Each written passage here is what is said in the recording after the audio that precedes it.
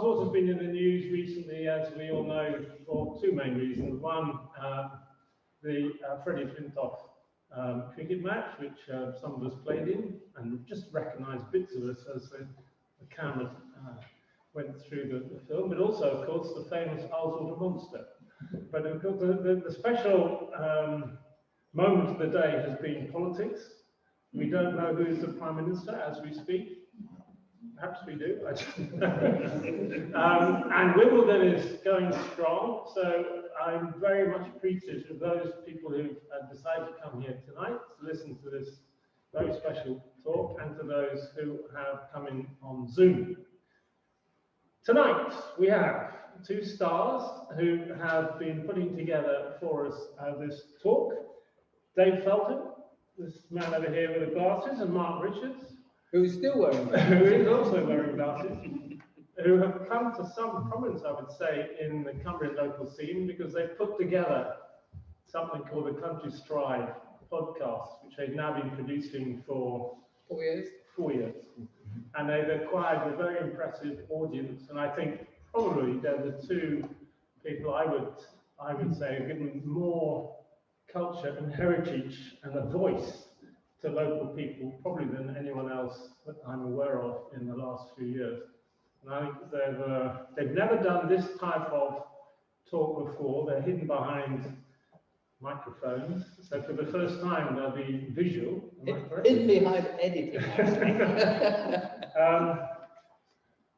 Mark has had a very, he had a transformative moment, I understand, in his life when he was a farmer in the Cotswolds, and then his love of the lakes and his upbringing really with Wainwright, which no doubt we'll hear more about during this talk, led to him to convert entirely to the production of guides and walking. It's become a full-time profession for him. He's probably written more guides than any other person in the UK on walking. I think there's others. Is it? Oh, there's quite I'm not sure. Anyway, I think in terms of the Lake District, that might be true. Lake District.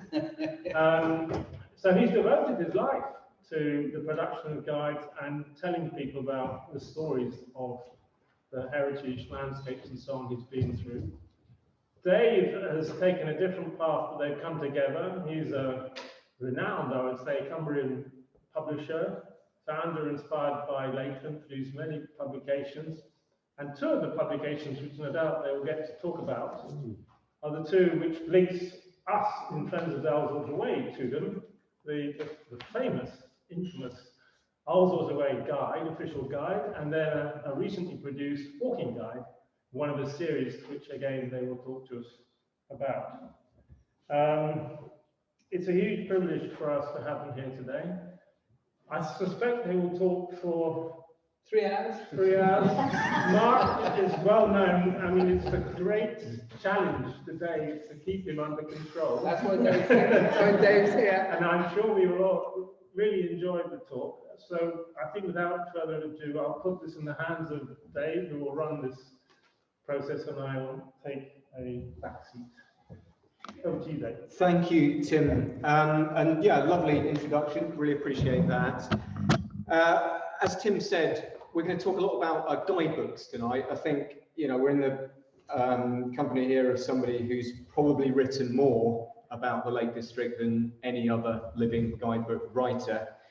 And you have that connection back to Alfred Wainwright, who was formative really in pushing you down that route. So we'll talk a little bit about that, about some of the challenges and responsibilities of writing a guidebook. I will talk a little bit about how you came to love the lakes and move up here from where you were. And then we'll talk a little bit about some of the walks from this. So this is the Ullswater Walking Companion that came out earlier this year, which was an opportunity for both Mark and myself to spend a huge amount of time here. For Mark, it was a time to rediscover a lot of your old walking haunts, and for me to fall in love all over again with this valley. So I think we'll talk a little bit about some of that as well, and bring it really local. But if we start off, Mark, with your background, you were a farmer. Yes, I was a farmer down in the Cotswolds. I was brought up in the Evenlode Valley between Burford, in the triangle between Burford, Stow-on-the-Wold and Chipping Norton. and it was on liar's clay, largely our farm. And I was brought up with a father who had been brought up in the Cotswolds on another farm with his brother.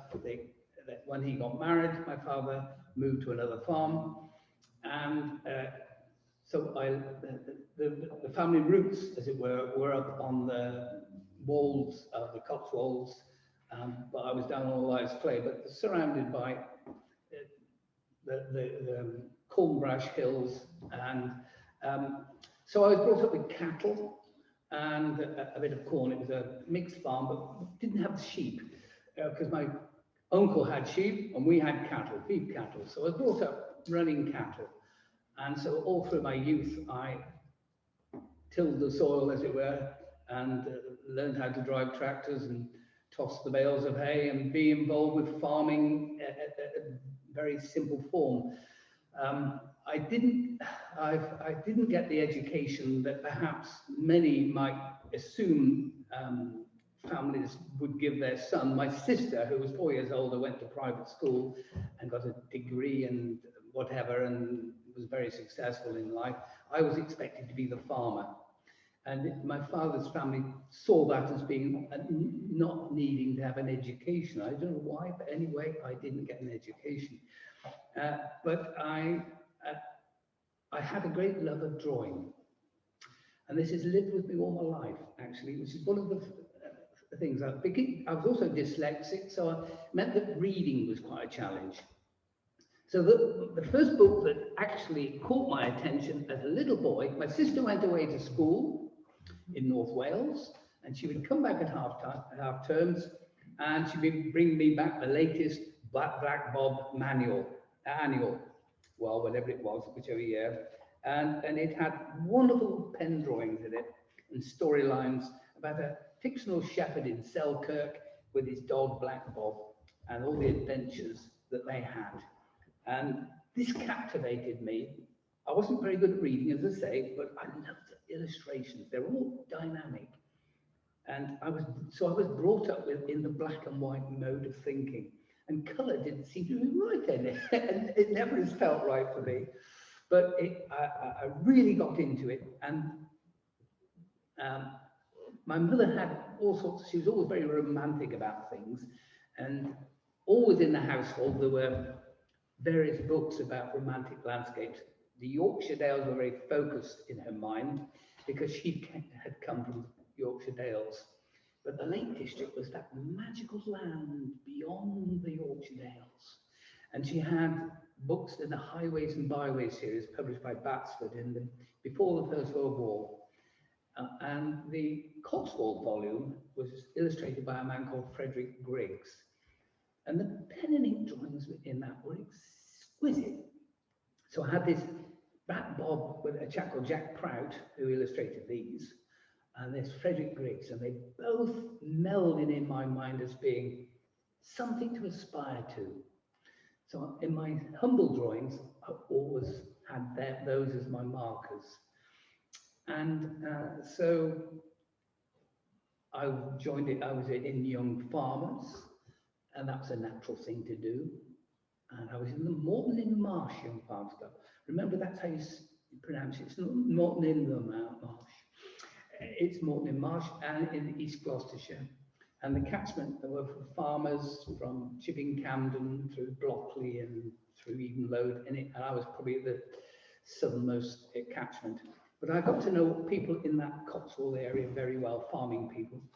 And the Frederick Griggs, he came from Chipping Camden and formed the Camden Trust, looking after the heritage of buildings in that town. So I started drawing these wonderful buildings. Like, I love drawing buildings. I know you've got the pictures, and we're not. No, we're not going to. Oh, right, that's fine. Okay, but they are lovely. Well, they could be. Yeah, I've got various drawings. But if we just move on a little bit, Mark, because you've got this emerging love then of pen and ink from the kids' books and from Frederick Griggs. And you had this love of the outdoors. You then join at 19 the Mountaineering Club. Yes. And this gives you a first taste of the Lake District. And you'd seen nothing like this before. No. Well, I've been to the Yorkshire Dales a lot. We had our family holidays there. I remember having one day trip to Ambleside. That was a magical moment, and I actually discovered a Wainwright book, The Southern Fells. I thought, this is a lovely little cartoon book. So I bought it in probably what would be Fred Holdsworth, or the forerunner of Fred Holdsworth in Ambleside. And I treasured that, I've still got it. Okay, so that must have been magic, because you've got all this love of your pen and ink, and suddenly it's merging with the mountains. Yeah. I mean, and we all know now that it was an iconic publication, never really been done quite like that before. I mean, what did you think of that at that time? Oh, well, because in the Mountaineering Club, we went all over Wales, Scotland. We go on these weekend trips, amazing ones. And we stayed one weekend near the old Dungeon Gill, and I was introduced to climbing on Raven Crag and Pavey Ark, and going up Bowfell and going up Bowfell Buttress, and then the fells themselves. Oh, these are magic. And then I related back to that book, The Southern Fells it was, because he included the Score Fells in the Southern Fells and Glaramara. It didn't have the Score, did it have Bowfell in it? Probably did. Yeah. Anyway, I suddenly thought, this is what I want to be doing, because I love the thrill of being in the mountains, and who doesn't once you get there? When you're young enough, that's the sort of thing you want to do. So I thought, this is marvelous, and I kept drawing mountains endlessly, as well as houses, because I love architecture. And a family friend, Amy Bignell, her name was, she ran a cafe in Chipping Norton. And I'd obviously she'd been also working in the hospital in Chipping Norton, and the matron had retired, and so she gave a picture of mine to the matron, and she picked up on my notion of this Wainwright thing, as it were, and phenomena, and she sent Westminster Gazette some of the drawings I'd done. So Westmoreland Gazette are publishing his books, and the relationship is very close, isn't it? Yes, yeah, that's it. And Wainwright reacted to this surprise. I don't know if he received many artistic responses quite like mine. He wrote back to her, she gave me the letter, I wrote back to him, and he got back to me if I was ever in the area, call in. And you're in your early 20s now, are you? 21. 21. Right, so he gives you this incredible opportunity to meet him, which, let's be clear, he really didn't extend this to many people. Notoriously shy, retiring man. So you turn up at Kendall Green? The following weekend. In my early teens, I would go and have busman's holidays on my mother's cousin's estate. Well, he wasn't yet own. He was a farm manager on the Leck Hall estate at Lord Shuttleworth. So I'd been used to going up onto those fells above Covey Lonsdale. So I knew that. I thought that was magical. But I went up and spent the Saturday there, or the weekend, and the Saturday I wandered up onto the Howgills. And on the Sunday morning at 11 o'clock, I rolled up 38 Kennel Green and was welcomed in by his wife Betty.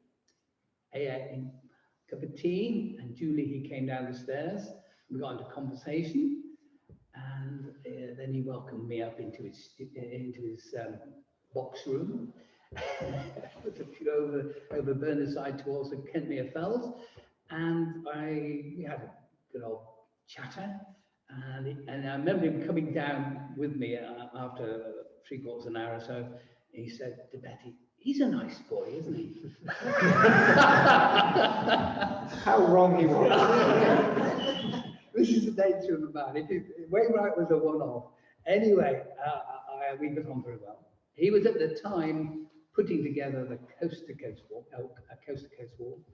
Were you aware at that time that you were in the company at kind of what would become Guidebook royalty? Did you know that? I mean, was his reputation that established? Yeah, it was established, and he was a big figure in my mind anyway. Yeah, sure. The fact that he was not well known outside the circle of fell walkers meant that because he'd never been on the media, meant that he was just in the tight knit of people who I related to. Right. But I loved his art, and I loved his capacity to put things down in a very crisp language and a romantic language and so on. It was a great influence on me. And so I got into the pattern. Every 3 weeks or so, I'm going up and spending a weekend with him. Just popping up there. And did you go for walks? Yeah. Oh gosh. Well, I walked from Shap to Richmond, in effect, finishing off the coast to coast. So he planned the coast to coast in quite an odd way, didn't he? He actually did that bit last, is my understanding. Yeah. He started off at Richmond and went to Robin Hood's Bay because that was all totally new country to him. Right. So across the Vale of Mowbray, North York Moors, that was a quest to see if it made sense. The Vale of Mowbray proved to be a challenge. He ended up getting on too much road, but it was unresolvable at the time. Then he went back to St. Bees and walked through the lakes, the country that was all familiar to him. He knew that it made sense and it was easy to link everything together and make a magical journey. And I came upon him when he was at Shap, in effect, and he reserved his research sections until I could get there. Right. So I walked all the way through. And in fact, I don't say I didn't get to Richmond because his final leg was Wreath to Mask. Right. Yeah. The 2 days before I went on that last bit, he'd walked from Mask to Richmond just to see some link up he was looking for. But anyway, I was certainly on that section over the Westmoreland Plateau. How was he as a walking companion? Is the word taciturn relevant here? Remember, I had his wife with us, Betty, who was very vocal. And the way I fitted in at the time was that AW had become a recluse, and Betty was desperately trying to rehumanize his connections with the world. And I was a young, enthusiastic, artistic walker who could infuse him again. So I played into her overall strategy. Did it work? Yeah, I got a lot of magic out of it. But he certainly tremendously encouraging for me. And the notion of doing a guidebook became very prominent in my mind. I thought, oh, I want to do this. And he said, yeah, this is what you should be doing. Well, I had no other guidance as to what to do with my landscape art, and that was the obvious next thing. Did you go to the Little Chef at, was it Ings? Yes, I went to a lot of Little Chefs. So he loved his fish and chip suppers, didn't he? Yes. He had a very humble diet. Yes. But he tried to vary a bit in it, she couldn't. And he always had his pipe. And if he didn't have his pipe, he had his cigarette. I don't know how he lived till whatever age it was. 84, was it? I don't know how he lived to that age. Anyway, so I enjoy that process of being with him, and he encouraged me to produce a guide. And one of the members of the mountaineering club I was in was a chap called Tony Drake. He was on the national executive of the Ramblers Association and was a contemporary of Tom Stevenson. And he created a Cambrian Way, a journey from Cardiff to Conway, and I walked lots of sections of that with him when he was researching that. But he'd also created the Cotswold Way, along with a chap called Cyril Trent. Holding this up now. This is an incredible one. For those of us interested in walking guide publications, this is a genuine, incredible piece of history, actually. There's almost none of it. But yeah, carry on telling the story. Yes. So he said, oh, Tony wanted me to do a guide. The trail had been opened in 1970. And so 1971, 72, 71, 72, he said, yeah, get to work on doing a guide for us. So I beavered away at it. And it's just maps and illustrations, because there's no way to write. Festival of the pass around. I mean, just no thumb mark. Preempting people looking at this. It follows Wainwright's style fairly comprehensively, but much more the style that he developed by the time he was doing the Coast to Coast walk, which is to say, it's a kind of linear mix of description, and maps and beautiful landscapes, but critically, without the prose. No, that's it. I had no appreciation that I could write anything. No. And this evolved over the years. But I did, I could only get a publisher of poetry to publish it. And there was no outdoor publishing press at the time. And this is incredible, I think, because we're at a period where people have learned that Wainwright's guides sell by the bucket load. They knew this, and I don't know how many pressings he had done at this point. But that word hadn't got out of Cumbria, really. So even though there's a new, pretty significant national trail coming along, the only people willing to publish it is this strange little poetry publishers. And how many pressings did it get? Was it just the one? No, it lasted for about 10 years. Right, okay, so it did get, oh, that's a good thing. Yes, it did 10 years, and it occasionally got printed with a green colour even. I really got excited. But because I'd done that, the newly formed Southwest Way Association came to me, the secretary, Philip Carter from Newton Abbot. He contacted me, could you do a guide to the Southwest Peninsula Coast Path? So that, what is now the Southwest Coast Path, or part of it? That's it. All the Somerset, Devon, Cornwall, through to Dorset, all that 500 miles away of coastline. Oh, how exciting! That's this one. That's that one. And Wainwright was very enthusiastic about me doing that, but and he suggested getting Westminster Press interested in publishing it.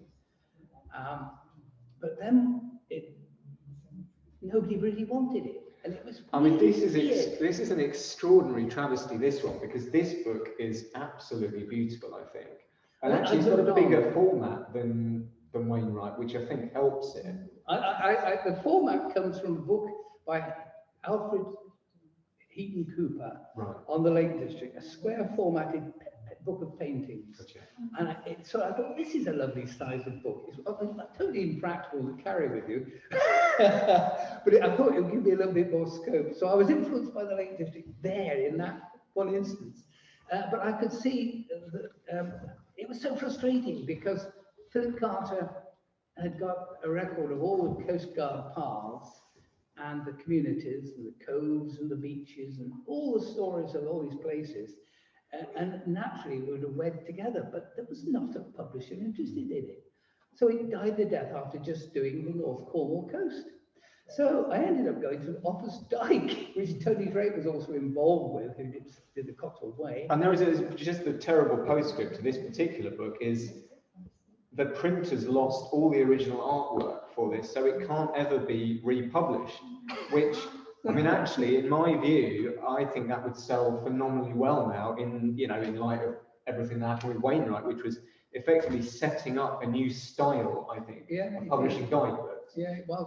So I did Offa's Dyke, and in fact, coincidentally, I've gone on having some association with Offa's Dyke because I did the official guide later. Rather like the Cotswold Way, I did a penguin guide for the Cotswold Way as well. And the Cotswold Way Association was formed a few years ago, and they've just produced a book, a Cotswold Way Companion, and I wrote the forward and the sort of my line drawings in that, which came out this year. So I've kept a sort of link of that as well. Can we fast forward a bit, Mark?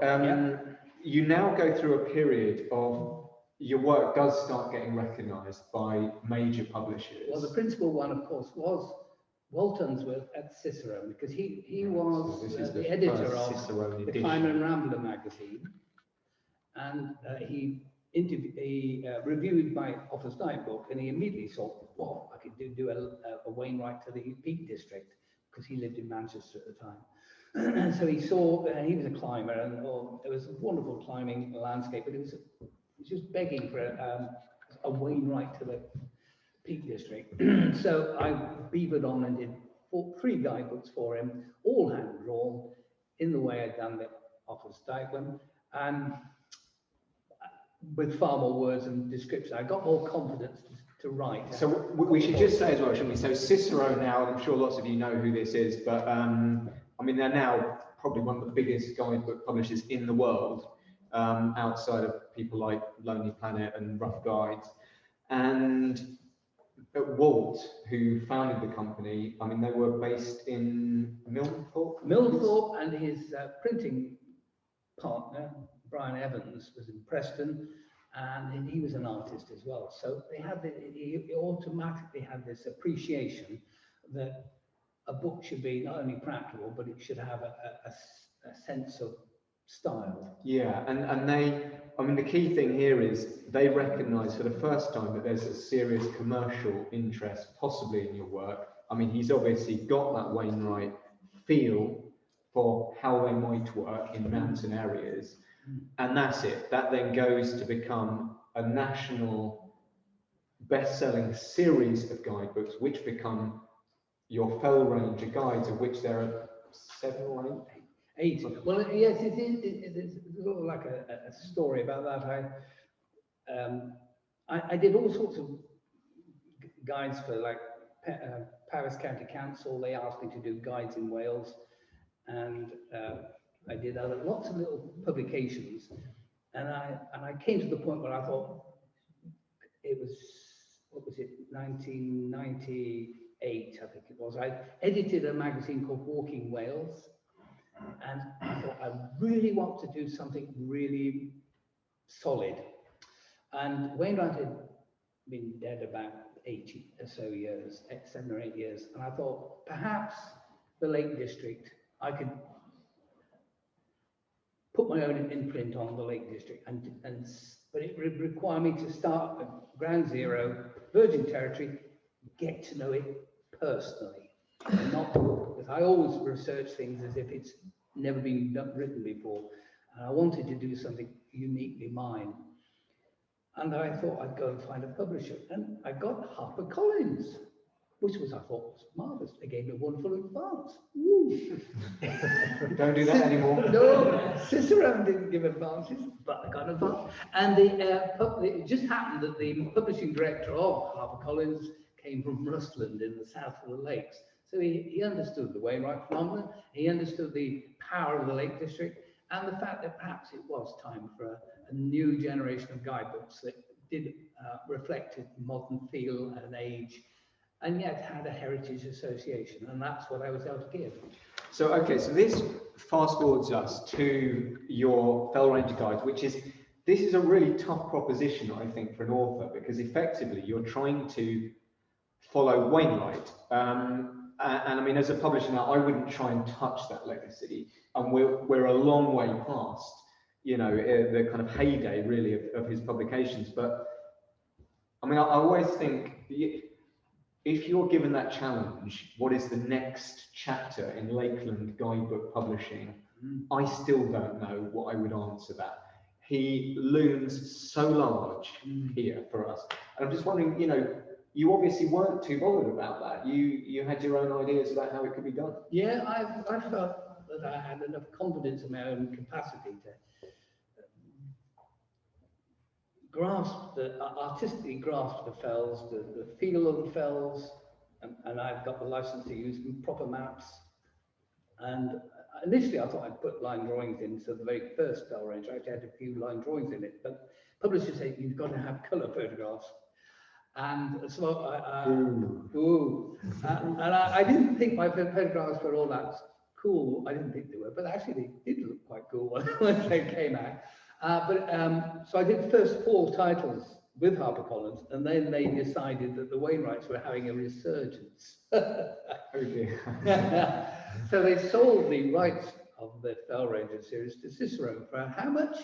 £1. Ah, right, yes. So if I'd have been smart, I'd have held on to it myself. Anyway, so then Cicero took it over and remodeled them a little bit, but they still kept them a big size. What I did with one of the qualities I brought into each fell was a proper panorama for every fell. So Wainwright only had a few panoramas in, whereas and then they had these dials, didn't they, for what you see. Whereas I went to extreme lengths to make sure every fell was, and everything you could see from each fell was described in a double-page spread, as well as all the routes and safe ridge connections, safe descents, I tried to make it practical but imaginative as well. So I was trying to be different from Wainwright. One of the flaws was, of course, I did it per range. That's why it's called Fell Ranger. I did it because I thought it was the only way I could grasp it myself to get to structure it. Of course, in the new generation, the ones others might see today, it's based on the ballads. So Patterdale is the one that does Helvellyn Massif, and Borrowdale does the head of Borrowdale, and so on. So it relates to how people visit the area. So that's what this has evolved into. But it's I put a lot of passion into it and artistic flair. But the Cicerone also asked me to produce a one-off title, which I called Great Mountain Days in the Lake District, because that's the spirit I felt about the whole process. Everybody's climbs Wainwrights everywhere. For me, it's about the fells, and it's about the thrill of mountains. So I wanted to convey all that. So that's me separating myself from Wainwright by describing things in a different way. And the other thing that's happening at the moment, this also gives you an excuse to move up here, doesn't it? So you've been coming up regularly on holiday. You obviously had your days out with AEW, but you've got this massive task. You need to immerse yourself in the fells day in, day out. I mean, I think you've told me in the past you've climbed like Skiddaw 4 or 5 times in a day or something. Well, Helvellyn got 4 ascents in one day. Right. I went up Jack's Rake twice one day. Did you? I was all over the fells. It was. But presumably that was a lot. And this is the culmination of a dream, really, to move up here, full time and dedicate every day. And this is a dream job for lots of. Antisocial, but boy, oh boy, didn't I have a whale of a time. And the financial aspects of it were appalling. But I suppose the silver lining, if you want to look at the silver lining, I'm still here, and I've got a tremendous resource in my head, and I'm trying all the time to keep communicating to suit the age and produce material that is pertinent. Of course, podcasts give me a wonderful outlet as well.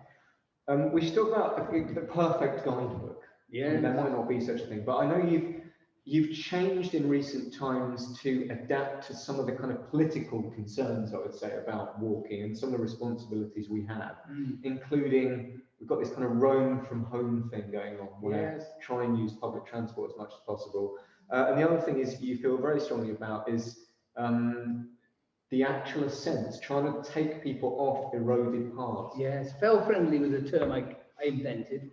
The notion that some fells you can go from any way and it won't matter too much because they are not challenged, but some fells are heavily challenged with fit footfall, and I felt it was important to try and draw people's attention to a similar ascent that would get you to the top, and you can contribute to the welfare of the fell itself.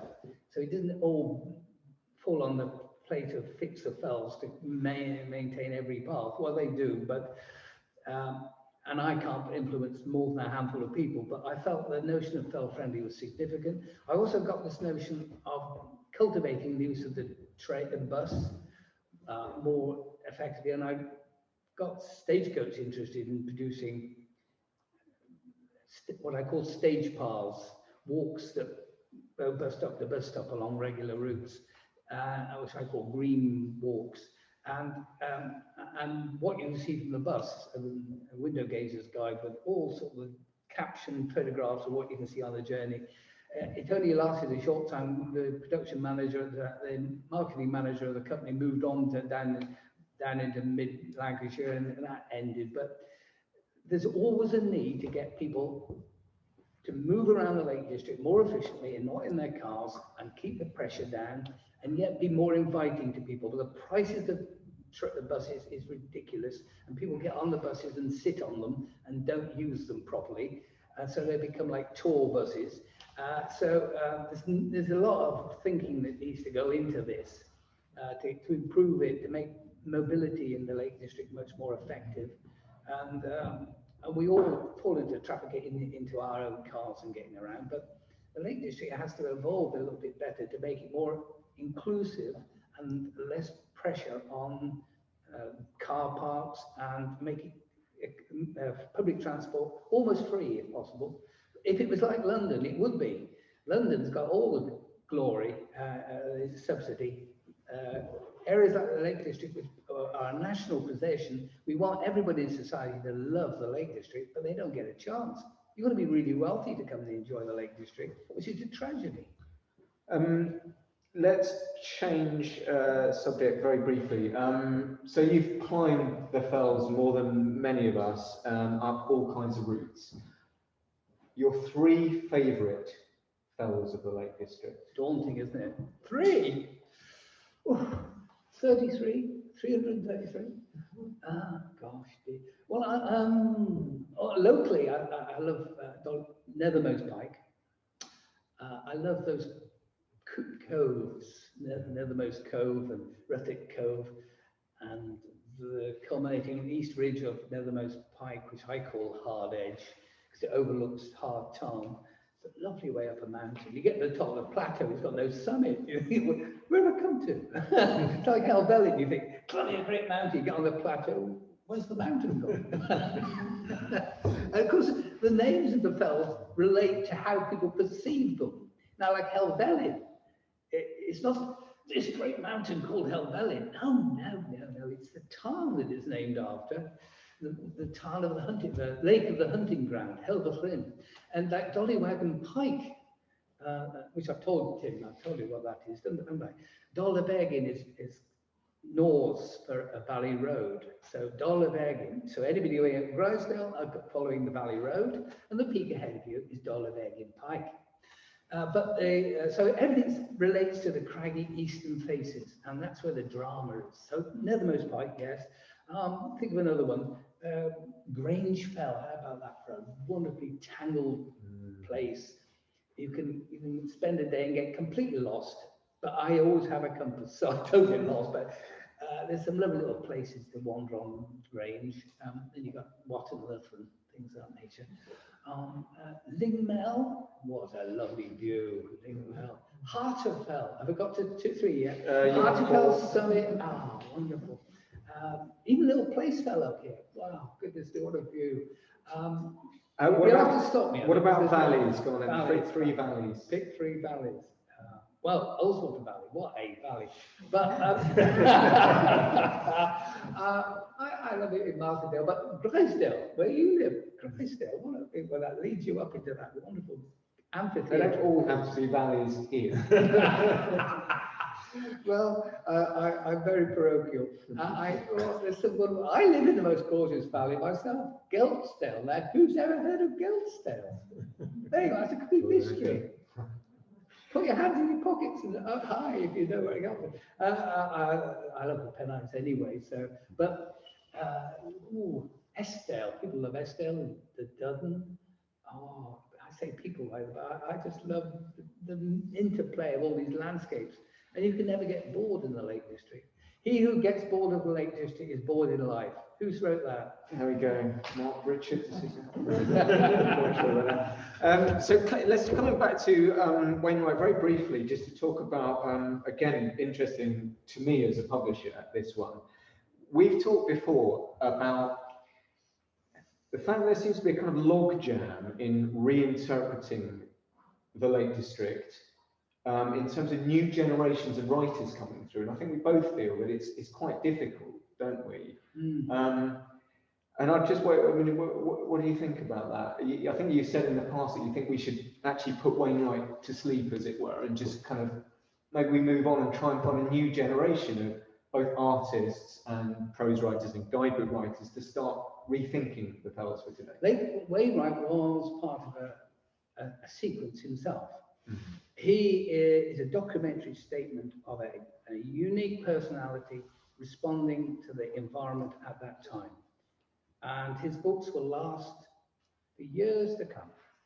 They will be loved, quite rightly, for their quality of the artwork, the beautiful prose, and the uniqueness. In a sense, it's a tragedy that they're meant to be practical guides, because the publishers are falling into the trap of revising them. What a strange thing to do with a work of art. You wouldn't rewrite a poem by Wordsworth, would you? And it's just, Wainwright told people to write their own notes in his guidebook, just to update them in themselves and personalise them. That's fine. It should have been updated. I think they should have been updated, incidentally. I think they did the right thing. It depends how you do it, though. I think. Oh, yes. And I think mistakes were made along there. But, you know, if something is just wrong now, So in terms of the direction, I don't see why you wouldn't. That's right, it's because they are guidebooks, that's it. I was just mentally taken by the fact that they inspired me as works of art and as creative cultural statements. But certainly if they're guidebooks, then on that aspect, fine. But there's certainly your comment about how you move it forward. You've always got to be looking to inspire a new generation of people responding to this landscape. And every young generation, when I'm out on the fells, I talk to as you know, everybody I bump into, I talk to them. I ask them how they're enjoying the day, what is special about this to you, and if there's tiddly palms with them, I'll talk to their children as well. I was teaching a little boy how to use a compass a couple of days ago, and it's so wonderful. His parents were out, got their smartphones. They were struggling with it. I said, and I brought my compass out of my pocket and my paper map, and I showed him how to handle it. I said, "What if you can master this?" And I showed him how to set it up with the northings and everything. I said, "If you get the hang of this, you'll never get lost, and you'll be able to tell your mummy and daddy where to go." This is why, if you go for a walk with Mark, it normally takes, I'd say, add on 4 or 5 hours. Yeah, I just love talking to people, but I learn from what they're doing, and I've got various people who sort of admire what I do, let's say, and I'm very encouraging to get them into writing about the landscape and imposing their own perspectives on and creating and sharing with the new generation the values. Because if I have a right to do a guidebook series, why shouldn't somebody else come and explore the area and do their own thing? There's no ownership to this landscape. It belongs to everyone. Quite right. Yes, I think we've backed that. So we've got 3 minutes left before questions. So I just wanted to talk about this guidebook. So both Mark and I were involved very heavily in this. Ullswater Walking Companion, 20 walks in this valley. Mark plotted the routes. Did you? You went out initially. You described them. You've done a series of beautiful linescapes in here, as always. And then I went to test them, and I mean, it was just great fun, really, rediscovering a place. And we had this challenge, I suppose, getting 20 relatively new and interesting walks. We've got a few classics, we've gone up Helvellyn by the edges. But the opposite way around to the way most people walk it. Yeah. Swirl Edge, you should go up Swirl and back along Striding Edge. There we go. But we also did some really interesting things as well. We went out to Dowthwaite Head. We went to Glencoyne Head. We did things that aren't in a lot of the guidebooks that you would get. And of course, I mean, come back again to Wainwright, unless you're doing the summits, you miss this huge wealth of fabulous countryside. Same with your fell ranges, actually, and every walk in here had to be accessible by public transport.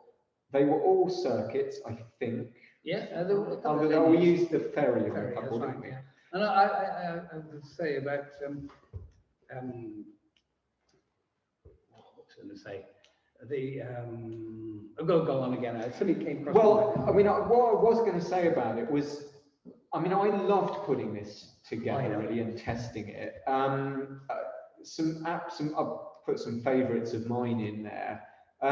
So the Dowthwaite Head one in particular goes from Ereforth, goes up to Matterdale Church, Dowthwaite Head, Brown Hills, and then back Spying How to Ereforth. I think that is just a fabulous walk, that one. I just remember what I was going to say. In my Fell Ranger, my introduction was always from fireside to fellside. Right. Okay. The logic is just being on the fells is what it's all about. Sure. stop climbing to the summits just per se. Everybody's doing the way, and if they get to the summits, moving on. And when they've done them all, they're off, they're doing something else somewhere else. But I think just being a part of this magic landscape is what it's all about. Yeah. Did you have any? What was your favourite from this? Well, I love Martindale. It's gorgeous. Going up Arthur's Pike and Bonscale Pike, that little the drove way down to Howtown Hotel. Lovely routes. Ullswater Way, I love that as walking. I don't think anybody doesn't like the Ullswater Way. No. And that links in all the time within this guide.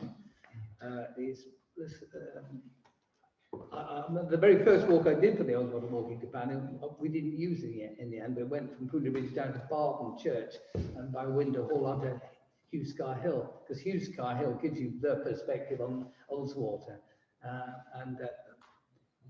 It's just a great promenade, isn't it? But we didn't use it because there's a limit of pages, because we kept the book practical size, not too many walks, keep the price at a sensible level, and give back to the community. Yeah, I mean, that's the final thing. We just end on that and then open it to questions. But it was always one of my things as a publisher that for those of us who publish walking books to the lakes, it feels like you should be investing something back into either the communities or the fabric of the landscape itself, your styles and your footpaths.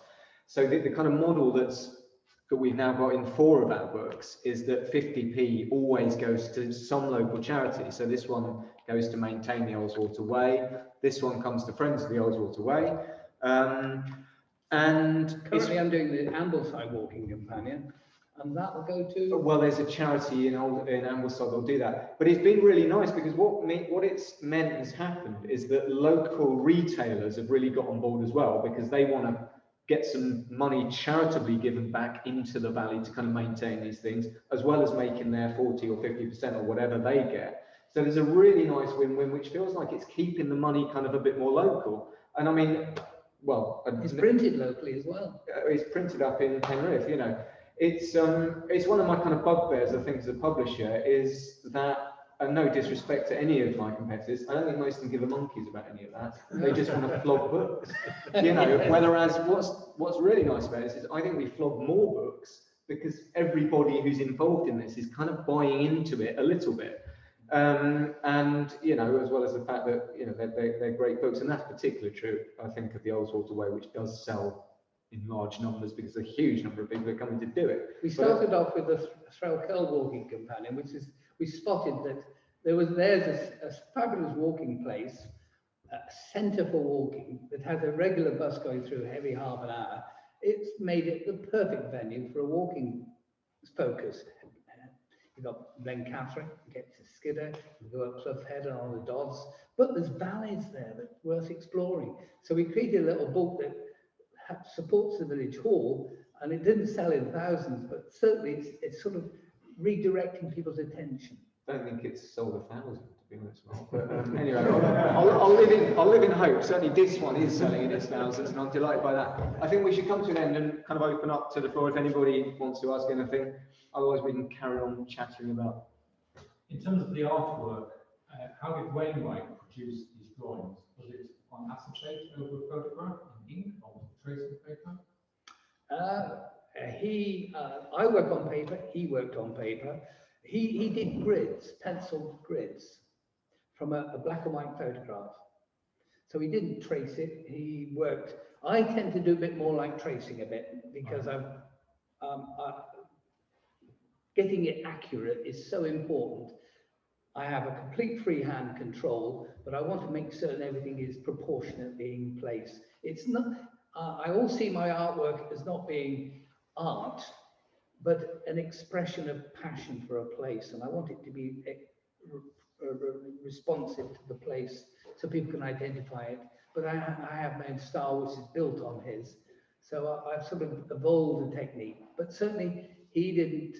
He had this grid system like he used for his books were meticulously planned, the text, the illustrations, the maps, and they were all done with the grid system. And I observed him doing. He had a ruler on the rolls. He rolled it up to his line. Was he had very light, faint lines, did he? Yeah, all covered. And then the book I did on the Peak District, too many, the lines were too dark. I put the print out, it's a nightmare of a job coping with trying to get rid of the lines I left on. Dear me, dear. So, sorry, I see you've embraced technology with podcast. Have you embraced an iPad? iPad. Oh, I think it's a question for you. Oh yeah, this is Joe O'Connor you're talking Let's about. ask, do the Zoomers, can the Zoomers hear the questions? We had this If you issue. could repeat the question. All right, okay. Tim So- could repeat the question. Oh, your job. The question was, did AW use, no, it's about iPads. You obviously didn't have iPads in those days. What was the question? First question. The first question was about how Wainwright created his ink drawings, Yes. and then how you yourself have created them. I can see you've embraced technology with the podcast. Yep. Have you embraced the iPad in producing the art? Right, so just to recap that for that, the first question was about how Wainwright produces artwork, and did he use a kind of grid system? To which the answer is yes, he Yes, did. he did, and the he used second Crow question Quill. He is- used a Crow Quill as well, and up until very recently, I only used Crow Quill, which is a very fine mapping pen for all the writing and drawing. Very fine line. It's a dip pen. I moved into using automatic pens more recently. And the second question is about whether Mark has an iPad, or I suppose it's, are you using computers more in terms of your artwork? Yeah, in terms of, I use Affinity Photo for a scan and use Affinity Photo to process an image, and then use InDesign to lay it all out. That's when the words come in, isn't it, or overlaid elements. But I mean, Yeah. broadly speaking, you're doing it as you've always done it, which is a bit of paper, a Piece bit of tracing paper, field tracing paper, the maps and things. So there is a sort of same physical hands-on paper process is the fundamental. I'm now able to evolve it to make it more efficient. Like when I do the panoramas and caption it all, that's only because I'm able to scan it, put it into software, and then put it out. But it's fundamentally hand-drawn work. Does that answer probably? Yes, thank you. If you're interested, I can show you. You can come and see me. There's an offer. Anybody else got any? Can I ask a question then to put the questions back to the Zoomers if they're any there? Obviously, AW had a very good marketing strategy. They have 214 Wainwrights, and basically you have to tick the boxes. And the big celebration, the halfway along, and then finally you get to 214 and champagne goes off. Have you found a way of marketing your books where everyone would say that your skills and inspiration and the text are just fantastic, but maybe there's a marketing element which... I'm waiting for you to take that job on. No. How do you address that? Because that, one way or another, that's been an extraordinarily powerful marketing tool, and having a set of books and every single peak is covered and so on. Well, in the sort of a way, in the Fell Ranger series. in a sort of a way, when David was saying, how do you cope with the Wainwright phenomenon? I've stood away from all of that. My books stand on their own. They're not challenges. They're not a tick list. They are an appreciation of the fells. Well, they kind of are. I mean, people do the Fell Rangers, don't they? I don't know many. I have nobody's reported because they. No, they there is a merged- register of it kept by UK Hill Walking or whatever. So it is possible to do the. How many Fell Rangers are there? 230. It's 230. 230. So it is possible, I think, to do the Fell Rangers, and there are a certain number of people, but it's not as many who do No, the Wainwrights. I think it's better. No, I think he's got that marketing technique has been coined forever. So that. Well, it has, but it is an interesting question because the other person who sets a similar challenge is Bill Burkitt, of course, with his what's that? What's his? Buckets. Well, the Burkitts, of which there are 541, I think. And I mean, I think it's fair to say that once you've bagged your Wainwrights, an awful lot of fell walkers Migrate. graduate to the Buckets. Burkitts. That's it. And it's a wonderful thing, but I'm not sure necessarily that happens with the Fell Rangers because you think the similarities with the kind of, I suppose, the Wainwright fells is similar. Oh yeah, that's it. That's why taking my whole thinking away from Wainwright, and I value being on the fells and exploring them and encouraging other people to be more inventive in their days and not to feel they have to go up every mountain to appreciate it and to value the communities that they set amongst and the heritage that goes with them. So I'm trying to approach the whole thing. I don't know if it's maturely, but I try to look at it differently. It's not a fell banging exercise, is it? That's the thing. It's non-challenging, but they are challenging. And the glory of having the country stride aspect of what I'm doing, or we're doing, is that it enables me to talk to other people, because I love conversations with people. Wainwright didn't. That is true. I think there's some questions on Zoom. We have a question from Nick. Do you ever take groups out for a walk in the fells? Well, I had somebody from Germany around me the other day, well, sent a note the other day saying, do I? Well, I haven't. No, I haven't. That's only because I'm beavering away. I'm a grandfather now. I've got a grandfatherly responsibility with a new grandson. And I'm trying to keep up pace. I'm doing it 2 guides to the Hadrian's Wall at the moment for Cicerone, and another one for a walking companion. So I'm chock-a-block really at the moment. Leading groups, well, I would, if I had that sort of time, I would love to do it because I enjoy introducing people to the settings. I think both of us think about this fairly regularly and just think, I don't know if we can really be bothered. I mean, I think it's not in a kind of flippant way, but the podcast for us, and for those who don't know, we do a podcast called Country Stride, which is now up to episode number 84, I think. And we do go for a walk with somebody who's got a passion for a particular part of the Lake District in Cumbria. And I mean, that probably reaches more people than we could do on a guided walk. Gosh, and the other thing, I thousands. think it's probably true for both of us, isn't it? Is that we have a great passion for walking these places, but our actual knowledge, specific knowledge about the kind of history and heritage is still quite because it's so much to know. So it's so lovely to meet these people who can give us that real depth. And I kind of think, let's leave the guided walks to those people, because you know, they can really give that level of love and knowledge for a kind of deep sense of that for a place. Whereas I think we've done listening to those people more. I mean, we are actually doing an event in October where we're going to do a series of guides, and I think you'll probably take a group out then, won't you? In Great Langdale. Yeah, but it is something we think of, and then we think, well, what if we could do another book? Or, I mean, really, it's one of those things, you know, how many can we duplicate ourselves a few times, I think. Yeah, I suppose I'd like to do a reflective book a little. I've got to do a new edition of my Great Mountain Days for next year, which will really amount to more a refreshing of photographs. But I wouldn't mind doing a book that is far more artistic and reflects on my appreciation of the fells as an experience. Because my guidebooks are guidebooks, and I'd like to be able to stand back from just doing guidebooks and just do something a little different. And I think I'll leave Dave to craft in his own mind what that might be. We bounce off one another.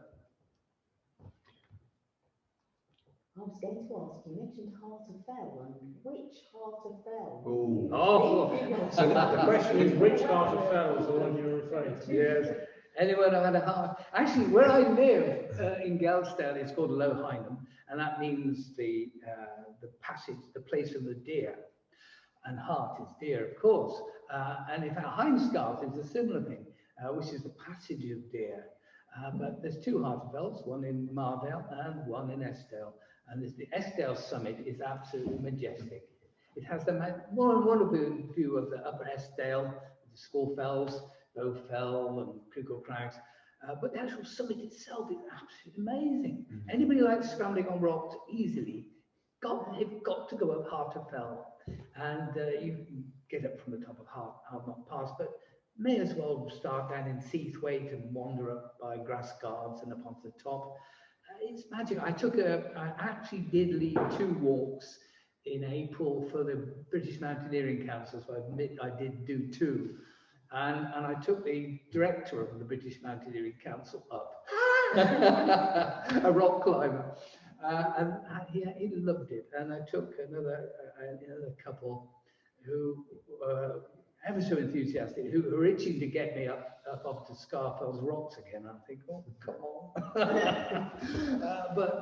So I have experienced visitors taking a group of people, which usually ends up as only being about 6 or 7 people who are engrossed in talking to one another. And so you don't get much time to actually say much.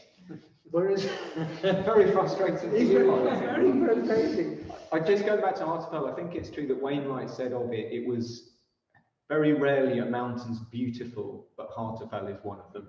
I think that's his quote. Yes, yes. For that, and he's right. I think it's such a. I mean, from the Estelle side, it is a gorgeous thing to look at. Sabine had a question, I think. Yes, thank you. I'm a huge fan of fair range of books, and for most of them on first edition still. Wow. And in the second edition, the process, you described the process of the first edition as 4 times up and a day on and on. But interested in how the second edition was updated, in fact, was it a collective effort? Did people go around? Was it all a bit tedious because it was sort of my editing and sort of checking stuff off? And you talked about the name change, which is probably more accessible for most people. Yes. The size, of course, also has come down. So interested in your reflection on second edition. So let's just repeat the question then. So this is a question about second editions, and specifically the second edition of Fell Ranger, which has changed in quite a few ways. So how you approach a second edition. I mean, it is worth saying that for a lot of authors and publishers, second editions are really painful because you've had all that excitement and joy of creating this wonderful thing first time round.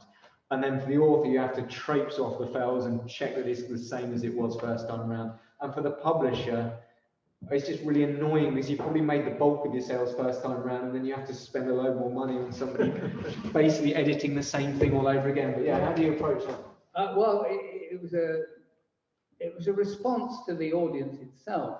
We were finding that the guides were a bit too clumsy, and most people didn't understand the geography of the area anyway. So calling them the Central Fells or the Midwestern Fells didn't mean a thing to anybody who was new to fell walking. And people climbed from the valleys up anyway. So, so orchestrating what fells are in each one changed in that way. And there was certain overlaps as well, because like Scawfell Pike's in Borrowdale and it's in Langdale. You can go up Scawfell for various aspects.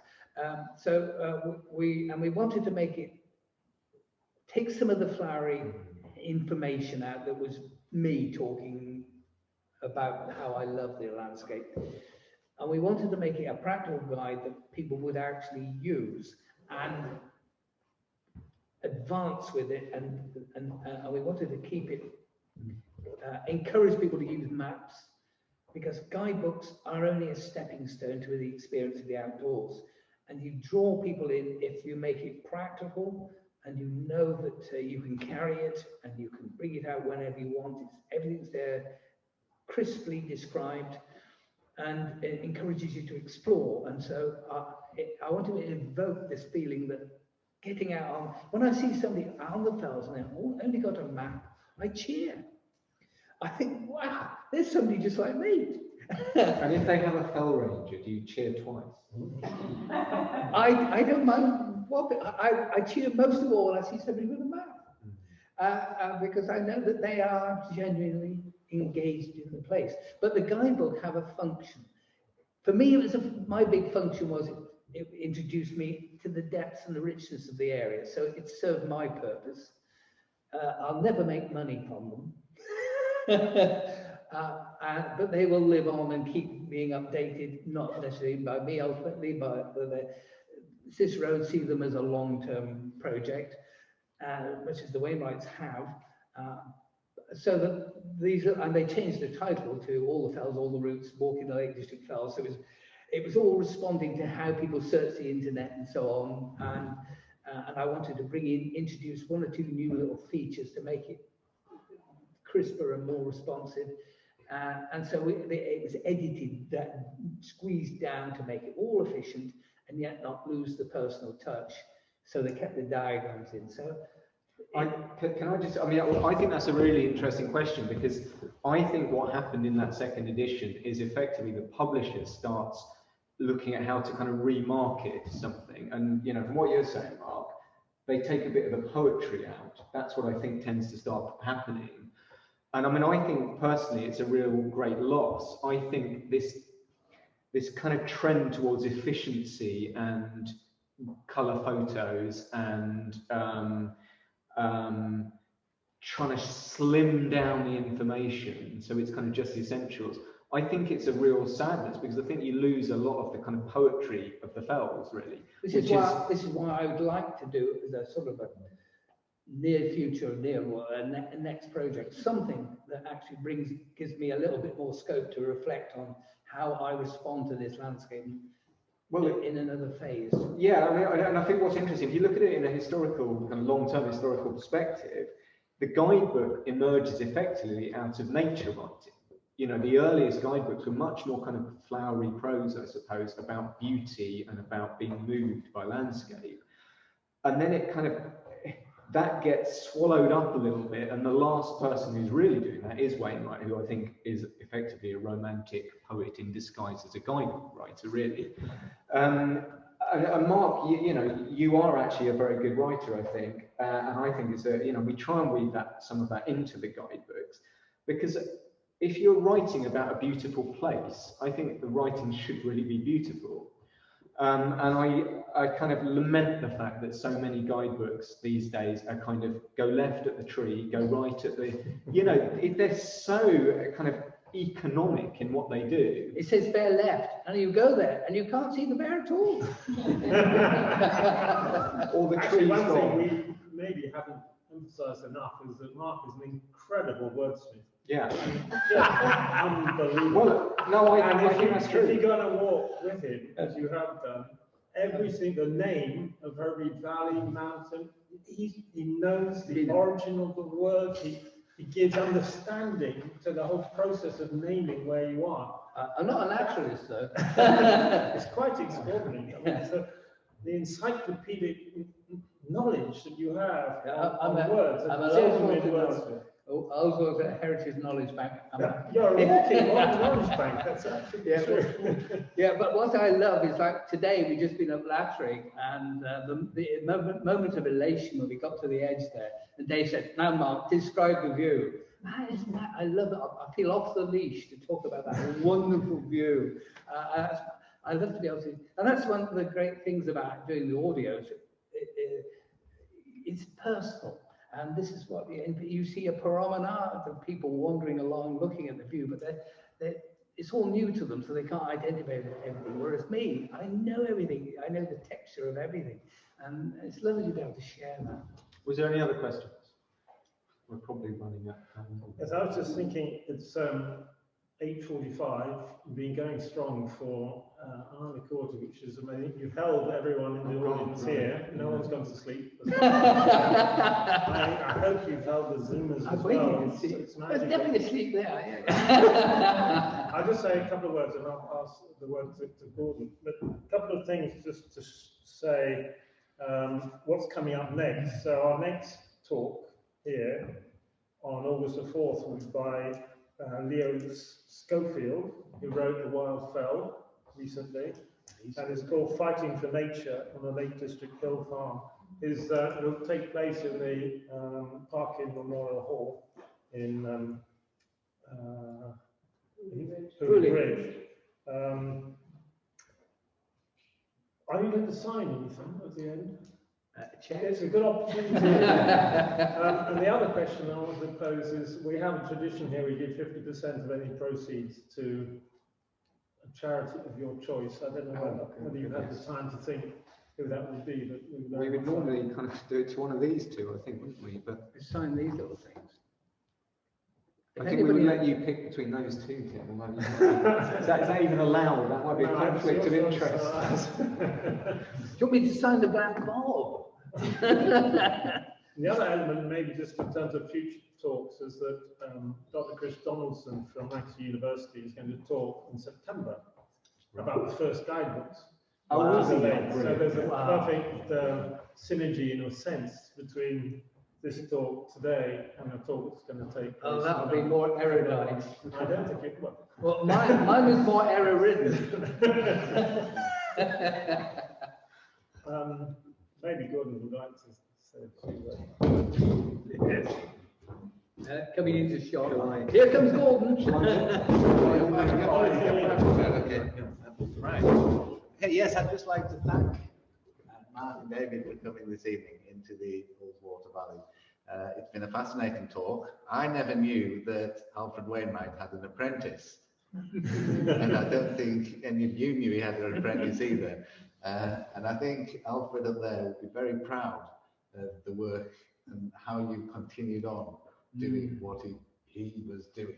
And the other thing that's really impressed me is that Mark reaches the parts that Wainwright didn't reach. It's not all about the high. It's not all about the high fells. It goes for some of the lower peaks and some of the more interesting walks. And for me, who was, as you get older, the lower walks become far more interesting because the higher walks get a bit tiresome.